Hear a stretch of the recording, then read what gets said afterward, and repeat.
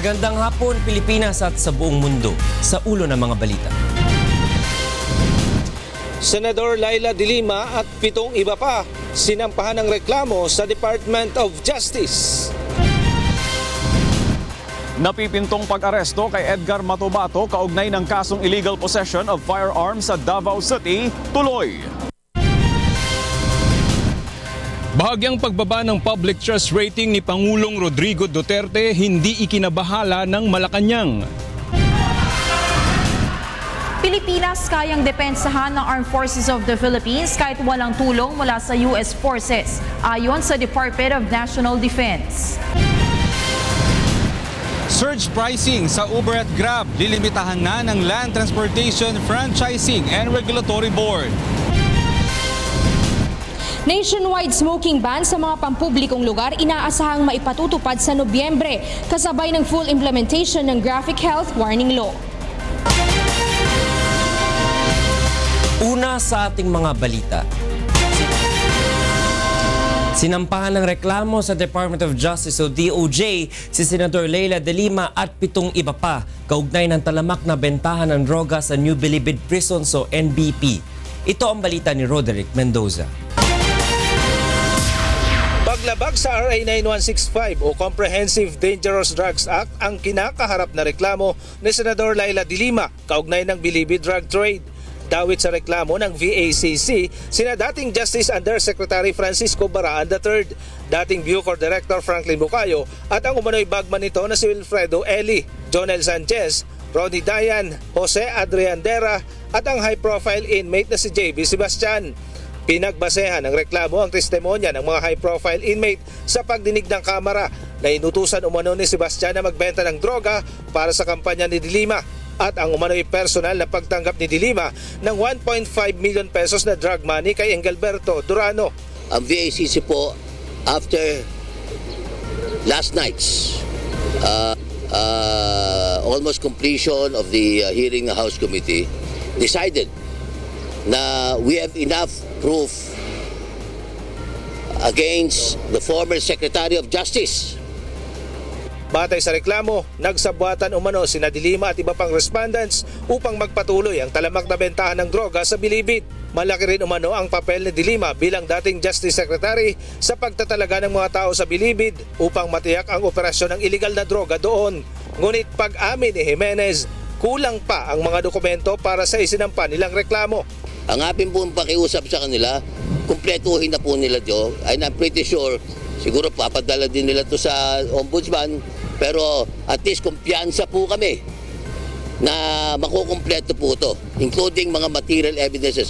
Balak naman ni de Lima na magsampa ng writ of amparo at writ of habeas data sa Supreme Court laban kay President Duterte, habang iba't ibang kasong katiwalian naman ang ihahain niya sa Ombudsman laban kay Justice Secretary Vitaliano Aguirre at iba pa na umano'y nasa likod ng pamimigay ng ebidensyang inihaharap laban sa kanya sa House Inquiry. Kasi naniniwala po ako na hindi lahat ng bagay, hindi lahat ng mga kaso na pwede na isasampa sa isang incumbent president ay bawal. Because it has to be dependent on the prevailing or the attendant facts and circumstances of the case. I just have to show, I just have to demonstrate that he has grossly abused his powers. Roderick Mendoza, UNTV News and Rescue, Manila. Pinanindigan ng korte sa Davao City ang naunang desisyon nito na ipaaresto si Edgar Matubato sa kabila ng pakiusap ng kampo ng self-confessed hired killer na bawiin ang panibagong warrant of arrest laban sa kanya kaugnay ng kasong illegal possession of firearms. Ito ang balita ni Victor Cosare. Hindi kinatigan ng Davao City Municipal Trial Court Branch 3 ang hiling ni Edgar Matubato na bawiin ang arrest warrant laban sa kanya dahil sa kabiguan nitong humarap sa korte kaugnay ng kasong illegal possession of firearms. Sa desisyon ni Judge Silverio Mandalupe, pinanindigan ng hukom ang naunang pasya na ipaaresto si Matubato matapos 5 beses na mabigong humarap sa itinakdang arraignment sa kanyang kaso. Bukod dito, itinaas din sa 60,000 pesos ang piyansa mula sa dating 2,000 piso batay sa rekomendasyon ng piskal.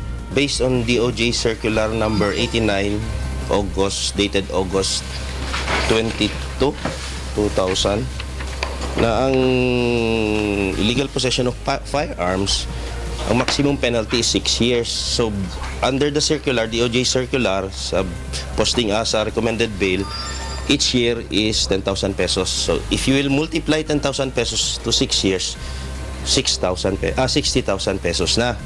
So, that's why, gi-amend ang order. Subalit ayon kay Attorney Judge Joshua Sabio, ang abogado ni Matobato, malinaw na panggigipit sa kanyang kliyente ang pagtataas ng bail bond. Malinaw anya na motibo nito ay upang mapuwersa si Matobato na pumunta ng Davao at maging target ng liquidation. Sa ngayon, planong maghain ng mosyon ang kampo ni Matobato upang mababaan ang halaga ng piyansa at magsasagawa ng koordinasyon upang madala sa korte sa Davao City si Matobato at makapaghain ng bail. Kasalukuyang nasa kustodiya ng Philippine National Police sa Camp Crame ang suspect. Kasama rin sa opsyon ng kampo ni Matobato ang maghain ng motion for reconsideration sa desisyon ni Judge Mandalupe. Victor Cosare, UNTV News and Rescue, Davao City. Sa ibang balita, hindi kinababahala ng Malacanang ang bahagyang pagbaba ng public trust rating ni Pangulong Rodrigo Duterte batay sa latest survey ng Social Weather Station o SWS. Ito ang balita ni Aga Kaakbay. Nananatiling mataas ang pagtitiwala ng mga Filipino sa administrasyon ni Pangulong Rodrigo Duterte base sa resulta ng pinakahuling Social Weather Stations o SWS survey. Ayon sa Presidential Communications Office, bagamat mas mababa sa positive 79% trust rating noong Hunyo, pasok pa rin ito sa kategoryang excellent at hindi dapat gawing batayan upang sabihin na nagbago ang pananalig ng publiko kay Pangulong Duterte. Positive 76% ang nakuhang net trust rating ng Pangulo sa kabila ng mga kritisismong tinatanggap ng administrasyon dahil sa kanyang anti-drug campaign. Ayon sa survey, 83% ang nagsasabing may tiwala sila kay Pangulong Duterte. 8% naman ang kakaunti lang ang tiwala. Samantalang 9% ang hindi makapagdesisyon hinggil sa issue. Partikular na bumaba ang pagtitiwala kay Pangulong Duterte sa mga taga-Luzon, Class E at mga nakapagtapos o hindi nakapagtapos ng elementarya. Mas mataas pa rin ang nakuha ni Pangulong Duterte kumpara kay dating Pangulong Aquino na nakakuha lamang ng positive 67% o very good trust rating noong September 4 hanggang 7, 2010. Kinuha ang survey mula sa 1,200 respondents sa buong bansa mula September 24 hanggang 27, 2016. Ayon sa Malacanang, dahil sa ipinakitang pagtitiwala ng taong bayan, lalo pang pagbubutihin ng Administrasyong Duterte ang pamamahala sa bansa, partikular ang pagsugpo sa iligal na droga, korupsyon at pagpapataas ng antas ng ekonomiya. Aga Kaakbay, UNTV News and Rescue, Malacanang.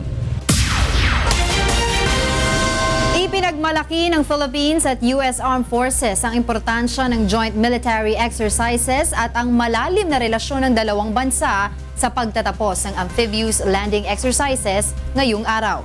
Mula sa Taguig City, ito ang balita ni Brian De Paz, live. Yes, Brian. Angela, magandang gabi. Formal na nga tinapos ngayong araw ang FIBLEX 33 o ang military training o exercise ng US Marines at ng AFP. Narito ang mga sundalo mula Philippine Marines at US 3rd Expeditionary Brigade. Narito rin sina Major General Andre Costales, ang commander ng Philippine Marines, AFP Brigadier General Ballesteros at US Marines Corps Brigadier General John Johnson at Supreme Court Senior Associate Justice Antonio Carpio. Sa speech ni General Ballesteros, ipinakita nito na ang FIBLEX ay nagsisilbing platform para sa military operations sa larangan ng peace and security issues. Halimbawa, Larawan nito ang illegal drugs, human trafficking at cyber-terrorism. Ang RP-US military operations din anya ay nagpapakita ng pagtutulungan hindi lang ng AFP at US forces kundi pagkakaroon at pagkakataon na magkaroon ng integration sa mga Pilipino, Amerikano at maging ng mga partner nationalities of goodwill. Nagpasalamat si General Jansen kina General Costales at Ballesteros sa kanilang leadership, unending hospitality at professionalism. Anya magpapatuloy ang matatag na pundasyon ng malapit na relasyon ng dalawang bansa na tumagal na ng 70 taon. Malungkot man ang hanay ng US, mamalagian nila silang tapat sa kanilang counterpart. Ayon kay General Jansen, nagpapakita ng brotherhood ng US at Philippine Marines ang PHIVLEX at layuning paunlarin ang interoperability at epektibong bilateral rapid response force. Dagdag pa nito, produktibo ang nasabing pagsasanay para sa lahat ng Marines at sailors lalo na sa humanitarian at disaster relief assistance. Samantala, ibinahagi naman ni Supreme Court Senior Associate Justice Antonio Carpio sa kanyang speech sa closing ceremony ng PHIVLEX 33 ang issue ng West Philippine Sea sa pagitan ng China. Nagkaroon ng PowerPoint presentation si Associate Justice Carpio sa posisyon ng Pilipinas sa nasabing issue. Angela, ayon kay Justice Carpio, yung kanyang presentation ay upang maipakita nga dito sa mga sundalo kung ano ang dahilan ng kanilang pakikipaglaban dahil ayon sa konstitusyon, kailangan protektahan ng bansa ang kanyang exclusive economic zone. Angela, balik sa'yo. Maraming salamat Brian De Paz, live na nagulat mula sa Taguig City. Kumbiyansa naman si Defense Secretary Delfin Lorenzana na kakayanin ng Pilipinas na depensahan ng bansa kahit pa tanggalin ng Amerika ang ibinibigay nitong military aid. Ito ang balita ni Joyce Balancio. Humarap ang Department of National Defense o DND sa pagdinig ng Senado kanina para sa kanilang proposed 134 billion peso budget para sa susunod na taon. Sa pagdinig kanina, sinabi ni Defense Secretary Delfin Lorenzana na suportado niya ang hamon ni President Rodrigo Duterte sa Amerika na tanggalin na nito ang military aid sa bansa. We will survive kasi okay naman yung ating ekonomiya, okay naman yung ating mga alliance sa paligid natin, ASEAN, we have alliances with ASEAN, we are friendly with China. Hindi naman kumbinsido si Senator Panfilo Lacson at iginiit na marami sa gamit ng mga militar ay galing sa Amerika at maaari magkaproblema sa maintenance kung hindi tayo tutulungan ng US. Kasi yung armed forces natin, nasanay na tayo na American made yung mga gamit. Since as far as we can remember, yun lang sa replacement parts pag biglang hindi na tayo maka-purchase ng replacement parts from the US, ano mangyayari doon sa mga equipment natin? Sinabi rin ng senador na hindi dapat isawalang bahala ng Pangulo ang naitulong noon ng Amerika nang salantayin tayo ng bagyong Yolanda. Magkakaroon din anya ng conflict of interest kung itutuloy ng Pangulo ang planong pagbili ng armas sa China. How do we treat now yung problema natin, yung issue sa West Philippine Sea? Dahil nandyan sila, unless i-honor nila yung arbitral ruling at ipaubaya sa atin yung lahat ng nando sa West Philippine Sea, yung mga pinag-aawayang islands doon. Dagdag pa ni Senator Panfilo Lacson, mahalagang mapanatili ang magandang relasyon ng Pilipinas sa ibang bansa dahil kinakailangan anya ito para sa ating national security. Lalo ngayon, the globe is becoming smaller and smaller because of modern technology. Tapos ang kailangan natin talaga allies. We need not quarrel with China, but we need not quarrel with the United States also, pati yung European Union. Joyce Balancio, UNTV News and Rescue, Senate of the Philippines. Susunod sa ito ang balita. Nationwide smoking ban sa mga pampublikong lugar inaasahang maipatutupad sa Nobyembre, kasabay ng full implementation ng Graphic Health Warning Law. Panukalang magpatupad ng mandatory drug testing sa mga estudyante at empleyado tinalakay sa House of Representatives. Security personnel ng mga malls at hotel sa bansa inatasang maging alerto ngayong holiday season.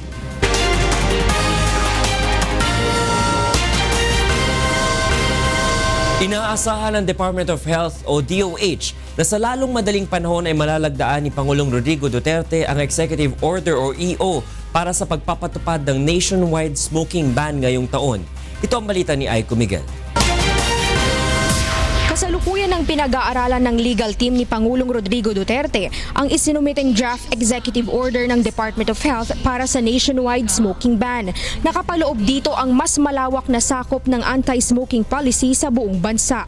Ayon sa health officials, oras na maipatupad ito, hindi lang sa indoor public places ipagbabawal ang paninigarilyo, kundi maging sa labas ng mga pampublikong lugar. Kasama dito 100% smoke-free environment in all public places. Hindi lamang sa indoor public places yung ban, pati yung outdoor. Kumpiyansa ang Department of Health na maipatutupad sa lalong madaling panahon ang naturang executive order, lalo na't inaasahang masusolusyonan nito ang problema sa kalusugan kung saan ang Pilipinas ang isa sa may mataas na bilang ng mga namamatay dahil sa second-hand smoking. Aiko Miguel, UNTV News and Rescue, Pasay City.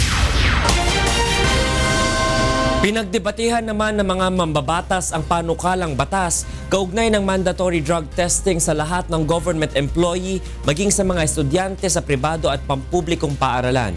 Ito ang balita ni Nel Maribuhok. Umuusad na sa mababang kapulungan ng Kongreso ang panukalang batas para sa pagkakaroon ng taunang mandatory drug testing sa lahat ng empleyado ng pamahalaan at mga estudyante.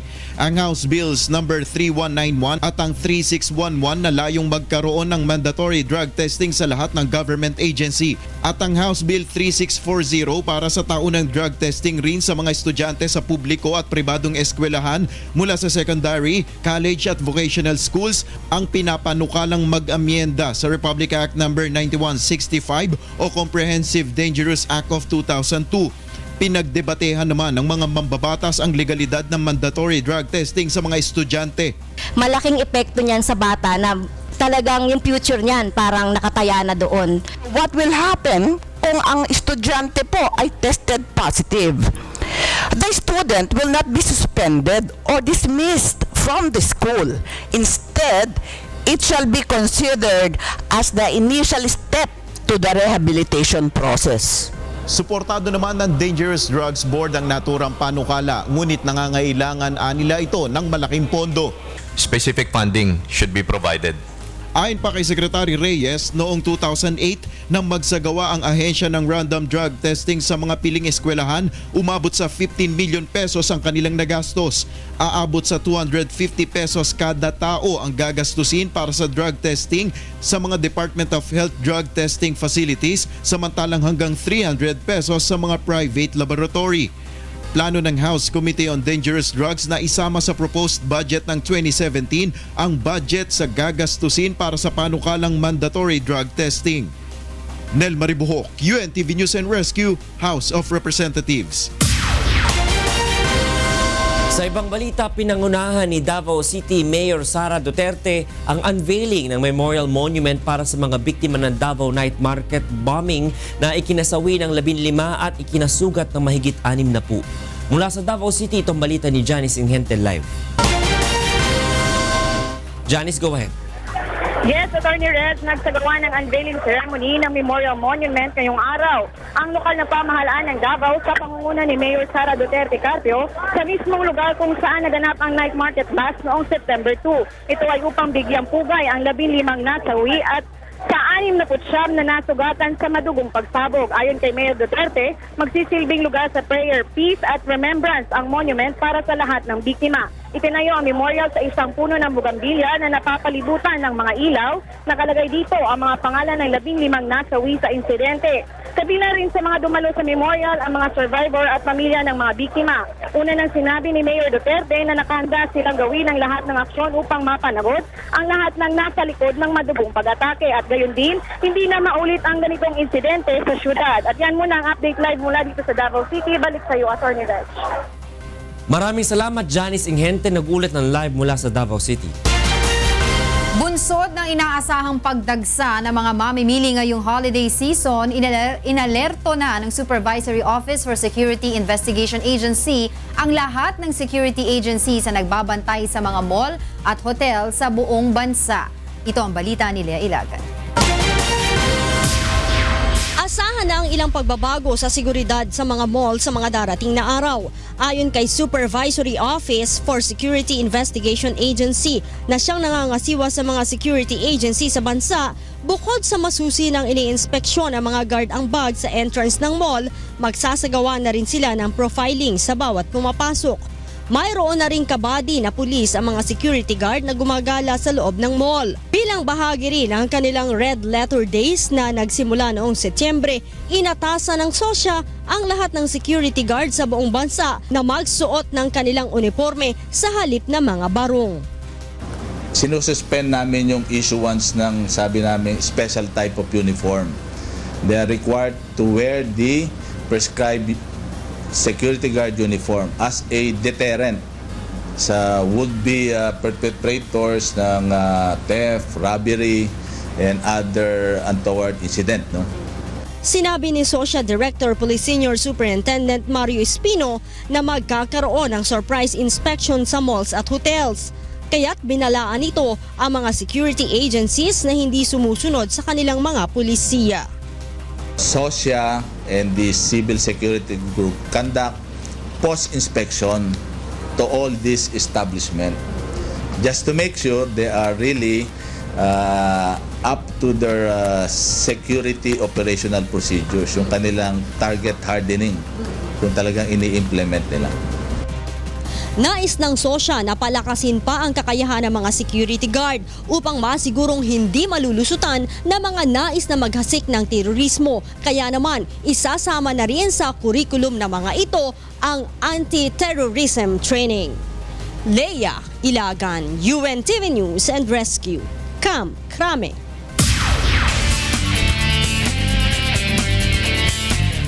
Inaresto ng mga pulis ang isang guro sa Nagcarlan, Laguna matapos mahulihan ng hinihinalang shabu sa isang buy-bust operation. Samantala, isang barangay tanod naman ang nasawi ng pagbabarili ng riding in tandem criminal sa San Juan City kagabi. Ito ang balita ni Sherwin Kulubong. Patay ang isang barangay tanod matapos pagbabarili ng mga lalaking sakay ng motorsiklo sa barangay Balong Bato alas 11:30 kagabi. Nagtamo ng 4 na tama ng bala ng baril sa iba't ibang bahagi ng katawan ang biktimang si John Joseph Tumasig na sumuko na sa Oplan Tukhang ilang linggo na ang nakalipas. Tumatakbo na papunta rito sa barangay hall. Yun, dumating yung dalawang nakamotor, pinatukan ulit. Sa Caloocan City, patay din ang isang barker ng jeep ng barili ng riding in tandem criminal sa 20th Avenue kagabi. Dead on the spot ang biktima matapos itong magtamo ng mga tama ng bala sa ulo't katawan. Ayon sa isang residente, kilala umano itong nagtutulak ng droga sa kanilang lugar. Involved po sila sa drugs. Tapos parang yung kalalaya lang po rin yan sa kulungan. At sa Laguna, nasa kustodiya na ng Nagcarlan Police ang elementary teacher matapos mahulihan ng ilang pakete ng hinihinalang shabu sa barangay Sinipian, Nagcarlan, Laguna kaninang madaling araw.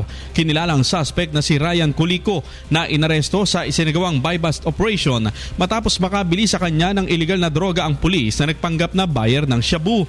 Narecover rin kay Kuliko na guro sa Kalawan Central Elementary School ang 600 pisong marked money. Sherwin Kulubong, UNTV News and Rescue, Philippines.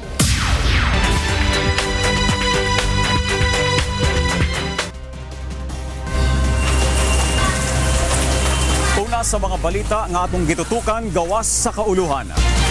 Gi-inspeksyon sa Philippine Coast Guard ang tanang barko nga nagabiyahe sa mga pantalan sa Masbate. Kini mo ang balita ni Jerry Galicia. Isa sa darom sa emergency readiness inspection ang mga barko kag mga tripulante sa mga shipping lines na nagabiyahe sa mga pangunahing pantalan sa probinsya ng Masbate.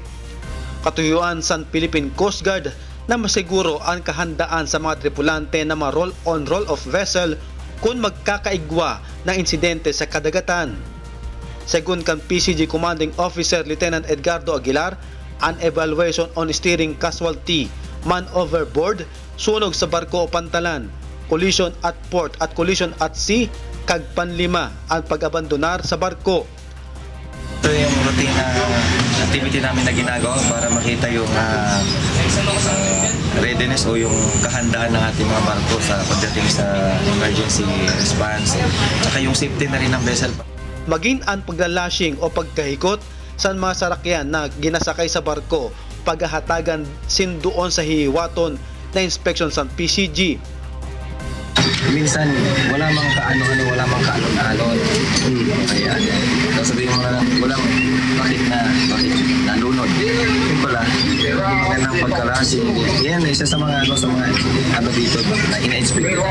Kung di makapasar ang mga tripulante kag mga sarakyang pandagat sa lina evaluation, posible pagpumultahon ang mga iniisan magkaligo na halaga ang mga shipping lines. Jerry Galicia, UNTV Barita, kag-responde Masbate. Kapin sa 20 ka mga babaeng drug dependents ang gitabangan na magbago pinaagi sa Reformatory Center sa San Rafael, Bulacan. Kini mo ang balita ni Nestor Torres. 21 babaeng drug dependents ang sumasailalim sa reformation program sa Bahay Pag-asa sa San Rafael, Bulacan. Ayon sa mga drug dependents, malaking tulong ito upang tuluyan silang makalimot sa droga at makapagbagong buhay. 17 years po akong nalulung sa drugs, nasira po ang pamilya ko. Nandahil po dito sa Bahay Pagbabago, nabago po ang buhay namin. Hindi na po ako gagamit. Walo po yung anak ko, iba-iba yung ama. Hindi po nila alam na gumagamit po ako. Naubos na po yung mga gamit ko na pinundar. Siyempre gusto ko rin po mabago yung buhay namin. Tsaka yung para sa mga anak ko rin. Isang buwang sa ilalim sa moral recovery, physical medical check-up at test-day skills development training ang mga drug users. Yung pagreforma hindi lamang ito pagbibigay ng gamot o ng mga pagsiseminar, ng pagiging maayos na katauhan, kung hindi pagbibigay din ng skills. Napakahalaga kasi na pagka ikaw ay nakagraduate dun sa reformation program ng ating pamahalaan, pag ma-apply ka naman ng trabaho, Bibigyan rin ng lokal na pamahalaan ng 10,000 piso ang makatatapos na drug dependents upang gamitin nila sa kanilang pagsisimula ng bagong buhay. Nestor Torres, UNTV News and Rescue, Bulacan. O kana ang kinatibukan sa atong mga balitang Promdi karong Martes sa gabi.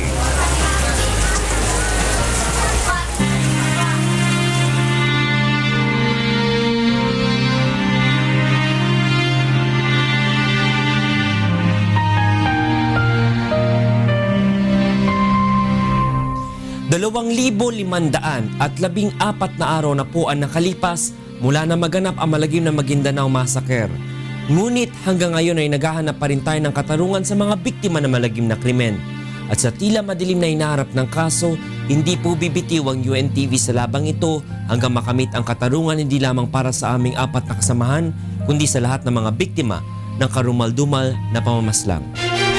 Susunod sa Ito ang Balita. Surge pricing sa Uber at Grab, lilimitahan na ng Land Transportation Franchising and Regulatory Board.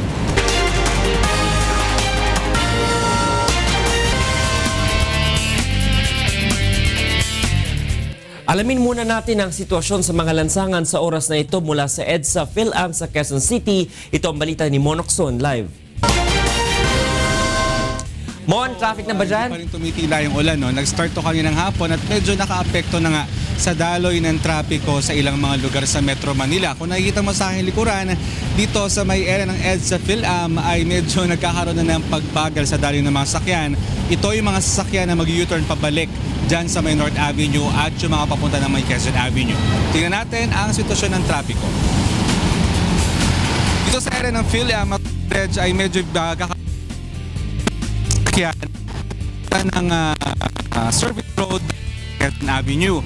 Pero wag naman mag-alala yung mga southbound vehicles dahil kung kayo ay papunta ng Cubao area, yung pong outer lane papunta po dyan sa may area ng Cubao ay maluwag naman at walang magiging problema. Yun nga lang, yung mga mag-U-turn po at yung papunta ng Quezon Avenue na dadaan dito sa may EDSA PhilAm, ito na po, tukod na po ang daloy na ang mga sasakyan hanggang yan po sa may kanto na EDSA Quezon Avenue, dyan po sa area na yan. Samantala, yung kabilang lane naman, walang magiging problema, magkakaroon lamang ng build-up pagdating po dyan sa may area malapit sa Mutos.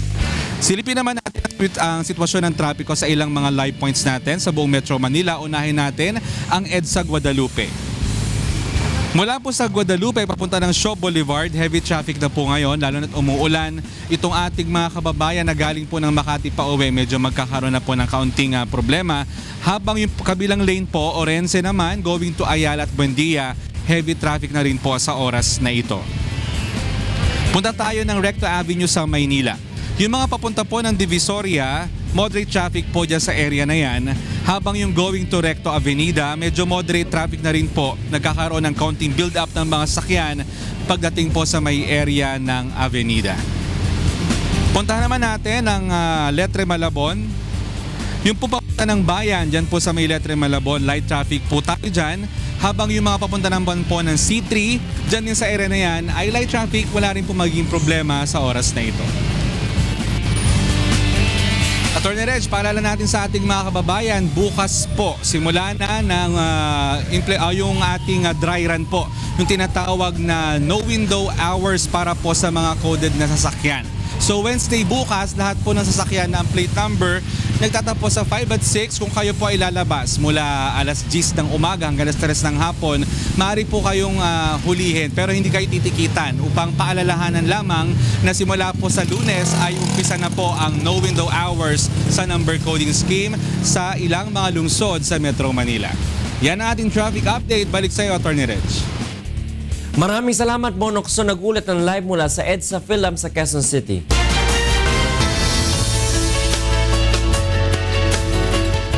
Isang low-pressure area o LPA ang binabantayan ngayon ng pag-asa sa loob ng Philippine Area of Responsibility o PAR. Alamin natin ang latest sa lagay ng panahon mula kay Ray Pelayo na nasa UNTV Weather Center. Ray, may chance bang maging bagyo itong LPA na ito? Magandang gabi, Atty. Reggie, sa ating mga kasambahay. Nasa within 24 to 72 hours ay sinasabi ng pag-asa, malaki ang tsansa na maging bagyo nga itong low pressure area na ito at ito ipapangalan ng Karen sa oras na ito ay maging isang bagyo. Ito yung pang-11 na pumasok sa Philippine Air Responsibility ngayong 2016 at yung ipinakikitang track nito, Atty. Reggie, mas malaki din ang tsansa na ito by Friday dumikit sa may Eastern Visayas and then ito ay posibleng mag-cross o ito tumama dito sa may area ng Luzon, dadaan sa may area ng Bicol at maaaring masapul yung Central Luzon kasama na rin ng Metro Manila. Atty. Reggie. Sige Ray, ibigay mo ng kabuuan lagay ng panahon sa magdamag. Narito po magilagay ng panahon sa mga susunod na oras. Yung pinakadistansya po nitong low pressure area nasa 900 km sa may silangan po yan ng Surigao City. At ito po ay naka-embedded o nakapanoob dun sa tinatawag natin na Intertropical Convergence Zone. Nakaka-apekto naman po sa may Palawan at sa Visayas at sa Mindanao. Sa forecast po ng pag-asa, ang area po ng Metro Manila at malaking bahagi ng Luzon makakaranas naman po ng partly cloudy to cloudy skies. May mga tsansa na magkakaroon din po ng isolated rain showers and thunderstorms lalo na po sa mga susunod na oras. Sa Metro Manila bukas, maaari pong umabot sa 32 degrees Celsius ang maximum temperature. Sa Tuiguegarao 34, Baguio po 16 to 24 at sa may area po ng Puerto Princesa City sa Palawan hanggang 33 degrees Celsius. Yung area naman po ng Eastern Visayas o yung Samar at Leyte area, makakaranas po ng makulimlim na lagay ng panahon at mahina hanggang sa katamtaman pong mga pag-ulan.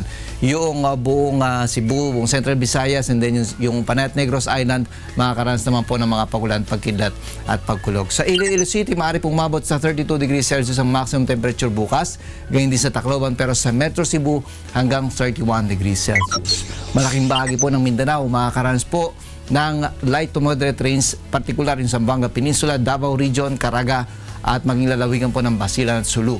At sa nalalabing bahagi naman ng Mindanao, may mga tsansa na magkakaroon din po ng rain showers and thunderstorms. Sa Cagayan de Oro City, maaari pong umabot sa 31 degrees Celsius ang maximum temperature bukas, 32 sa Metro Davao, gayon din po sa may area ng Zamboanga City. Samantala, ang ating pong sunrise, 5:47 a.m. atin naman pong sunset, 5:38 p.m. Yan ang ating ulat panahon. Umulan man po't umaraw, huwag natin kalilimutang pasalamatan ang Diyos na lumalang. Balik sa inyo dyan sa studio. Maraming salamat, Ray Pelayo mula sa UNTV Weather Center. Sa ibang balita, mas paiigtingin pa ng Interagency Committee on Traffic o IAC ang kanilang pagbabantay sa 4 na ruta ng mabuhay lanes upang mabawasan ang inaasahang lalo pang pagbigat ng trapiko ngayong holiday season. Ito ang balita ni Joanan. Katapusan na ang mga ginagawang paghahanda ng Interagency Committee on Traffic o IAC sa pagbuo ng mga mekanismo na makatutulong na maibsan ang inaasahan lalo pang pagbigat ng traffic dito sa Metro Manila ngayong papalapit na ang holiday season. Bukod sa mas pinalawak na suspensyon ng window hours sa lahat ng mga pribadong sasakyan na daraan sa EDSA at iba pang mga pangunahing lansangan, mas paiigtingin na rin ng IAC ang kanilang clearing operations sa 4 na ruta ng mabuhay lanes na kadalasang dinadaanan ng mga motoristang ayaw maipit sa EDSA. We reduce it into 4. Ibig sabihin, doon muna kami nagkakandak ng operations ngayon. Yun yung ginagawa nating clearing operations doon sa mga obstruction, yung mga naka-illegally park. Ina-identify natin yung kung meron mga illegal terminals dyan. Kabilang sa mga mahigpit na babantayan ng IAC sa pangunguna ng PNP Highway Patrol Group ang 2 ruta sa North EDSA patungong South Area. Ang Route 1 na magmumula sa West Avenue, Quezon City hanggang sa Mandaluyong Makati Bridge at ang Route 2 na daraan mula pa rin sa West Avenue hanggang sa Dapitan sa Maynila. Kasama rin dito ang Route 4 mula sa Quezon City hanggang Makati at ang Route 7 para naman sa mga magmumula sa Southern Area patungo ng North EDSA. Kaugnay nito, makikipagtulungan din ng IAC sa mga local traffic enforcer ng bawat lokal na pamahalaan upang mahigpit na mabantayan ang mga naturang lugar. Ito ay upang tiyakin na may aalis ang lahat ng mga sasakyan na iligal na nakapark sa mga kalsada.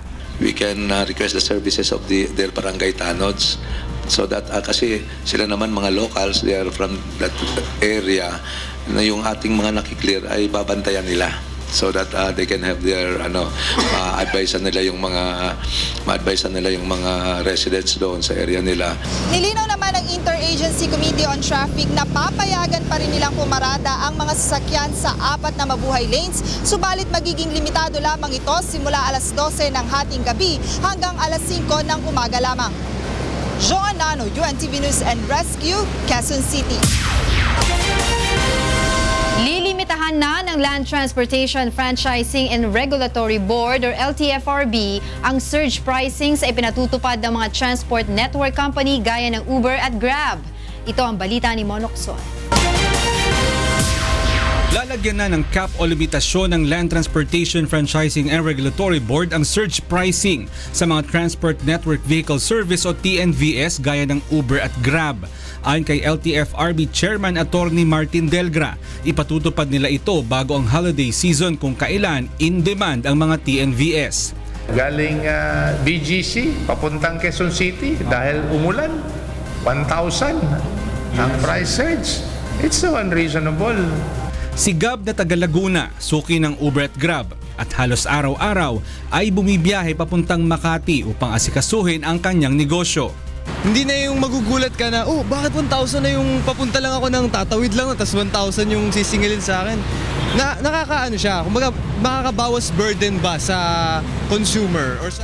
Kasabay nito ay nirerepaso na rin ng LTFRB ang mga patakaran sa mga TNVS. Kabilang dito ang pagtatakda ng mga modelo ng sasakyan na hindi dapat tanggapin bilang TNVS at pagpapatupad ng mas mahigpit na regulasyon sa mga tatanggaping driver. We cannot deny that there are complaints involving TNVS. No? As I've said, pending in the board are cases of a simple case of overcharging or even a case of arrogance of the driver, but even serious cases as sexual harassment, robbery, and rape. Ipinunto ng LTFRB na may karapatan silang i-regulate ang lahat ng mga pampublikong sasakyan. Ito ay mandato nila upang mapangalagaan ang kapakanan ng lahat ng mga mananakay sa buong bansa. Mon Hokson, UNTV News and Rescue, Quezon City.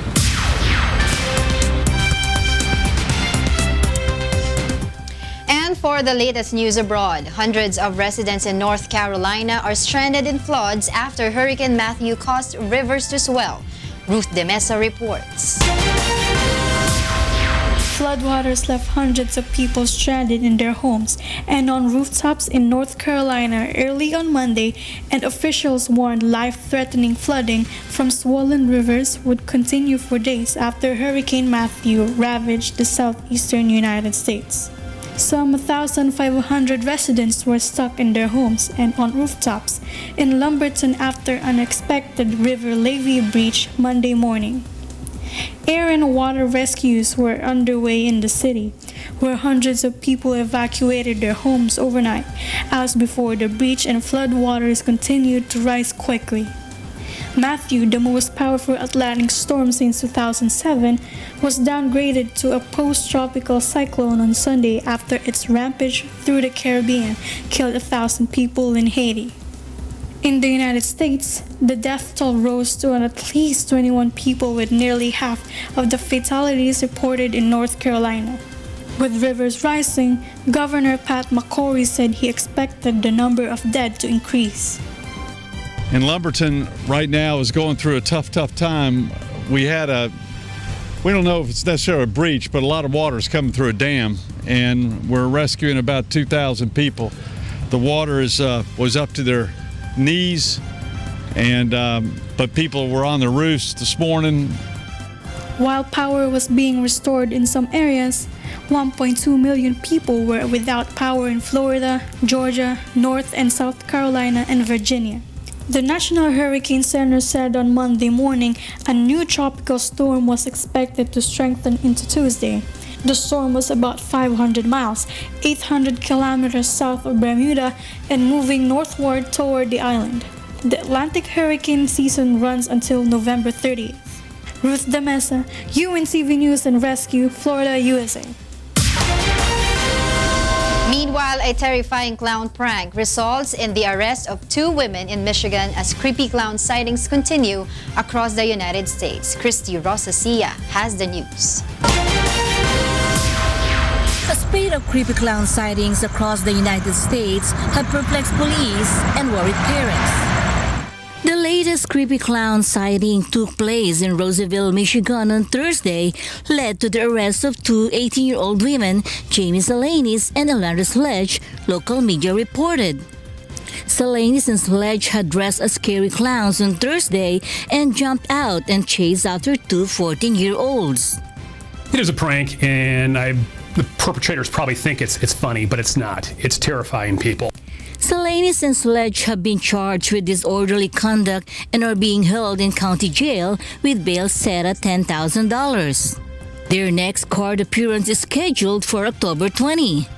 Clown sightings were first reported in South Carolina in August when police began getting reports of clowns standing silently by roadsides, lurking near laundromats, and trying to lure children into the woods with bags of cash and green laser lights.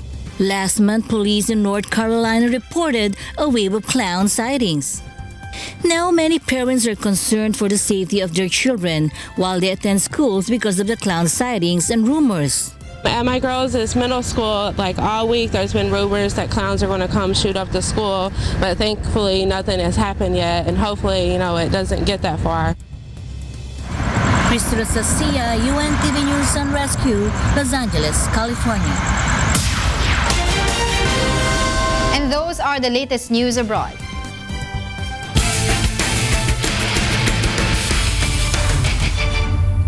Hawak na ng Malacanang Kamao ang leadership sa Group A matapos talunin ang Senate defenders sa kanilang sagupaan noong linggo sa UNTV Cup Season 5 Elimination Round. Ito ang balita ni Bernard Dalis.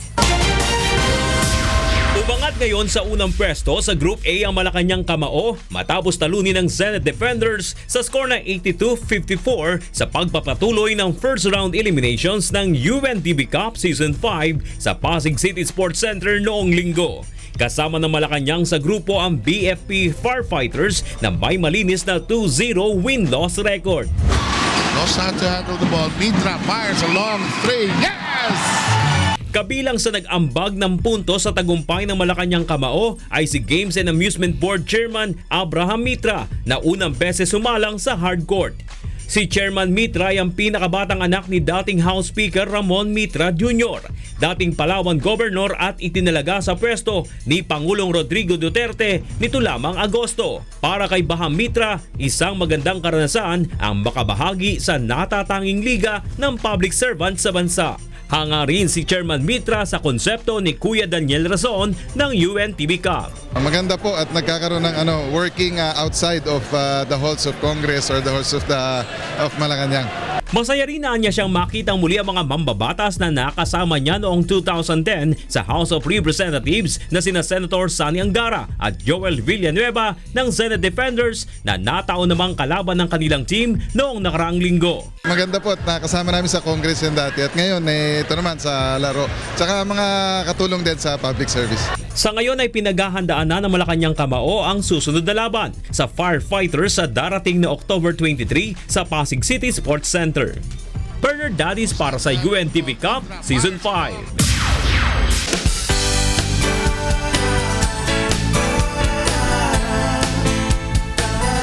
Libreng tawag, medical mission at iba pang libreng serbisyo ang ipinagkaloob ng UNCV at mga partner in public service sa Dubai para sa mga overseas Filipino workers. Ito ang balita ni Jane Pimentel.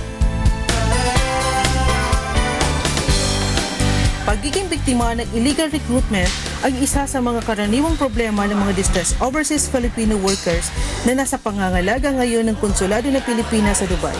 At bilang bahagi ng serbisyong kasambahay ng UNTV, katuwang ang The Medical City at ang iba-iba pang group of pharmacies, isang libreng medical mission ang isinagawa para sa ating mga kababayan dito. Halos 50 distressed OFW ang nakapagpa-check up ng libre at nabigyan ng libreng gamot. Bukod sa mga natulungang kababayan, nagpapasalamat din ang ating mga partner in public service sa pagkakaroon ng pagkakataon na makatulong sa kapwa. At nagpapasalamat din po ako sa Medical City at saka sa UNTV kasi nagbigay sila ng medical mission dito at nalaman ko po yung sakit ko na meron po ako ng fatty liver. So, ngayon po, nabigyan niya ako ng gamot at salamat po dahil meron akong iiniming gamot kasi masyado talaga masakit yung fatty liver ko. Nagpapasalamat po kami sa UNTV at sa Filipino healthcare professionals and of course to O2 Pharmacy for always being there and lending your hand in extending the blessings sa ating mga kababayan at sa mga less privileged na kasamahan natin dito sa Polo OWA. Healthcare is our main concern. It is regardless of the community, whether it is Filipino, whether it is Indian, whether it is Pakistani, because we are all, overseas here and we are all contributing the nation, the country. Maliban sa tulong medikal, nagkaloob din ang himpilan ng relief goods sa mga ito at libreng tawag upang makausap ang mga mahal sa buhay na naiwan sa Pilipinas. Nasa 15 OFW na rin sa United Arab Emirates ang napagbigyan ng libreng tiket sa eroplano ngayong taon upang makauwi sa bansa at makapiling ang pamilya. Malaki naman ang paniniwala ng Philippine Consulate sa pamamagitan ng programang Serbisyong Kasambahay ay mas marami pang distressed OFW at maging ang iba pa nating kababayan sa ibang bayan ang maaaring matulungan ng himpilan. In cooperation and collaboration with UNTV, we're looking forward to more events and more projects together. Hindi lang ho dito, siguro gagawin natin sa isang mas malaking lugar kung saan tayo pwede kumuha ng mas maraming tao. At maybe aside from that, magkakaroon pa tayo ng mga film showings at all for the benefit of our kababayans here in Dubai para ma-uplift ho yung mga spirits nila, para malaman ho nila na ang government at ang media at ang private sector ay nagtutulong-tulong para matulungan ho yung mga gustong yung mga nangangailangan ng tulong. Salamat po sa Serbisyong Kasambahay!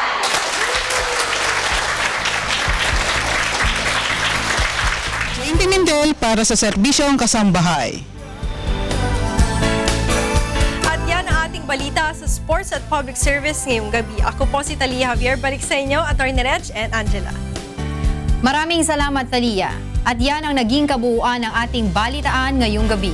Aming inilahad ng buong katapatan kung paano naming nasaksihan. Kayo'y makapagtitiwala ng aming nakita at narinig ang aming ibinabalita. Magandang gabi.